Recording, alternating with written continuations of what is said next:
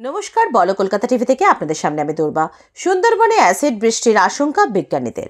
সম্প্রতি কলকাতার বোস ইনস্টিটিউট ও আইআইটি কানপুরের বিজ্ঞানীদের যৌথভাবে একটি সমীক্ষা চালিয়ে এক বিস্ফোরক দাবি করেছেন। তাদের দাবি, বায়ু দূষণের জেরে প্রবল অ্যাসিড বৃষ্টির আশঙ্কা তৈরি হয়েছে সুন্দরবনের বুকে।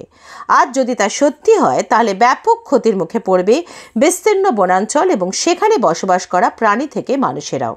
আর ম্যানগ্রোভ ক্ষতিগ্রস্ত হলে তার সরাসরি প্রভাব পড়বে কলকাতা সহ গোটা বাংলার বুকে। সুন্দরবনে ভয়ঙ্কর সুন্দর রূপ উপভোগ করতে সেখানে হাজির হন হাজার হাজার দেশি বিদেশি পর্যটক। আর সেই পর্যটকদের সারা বছর ধরে দলে দলে আনাগোনায় বিপদ বাড়িয়েছে সুন্দরবনের।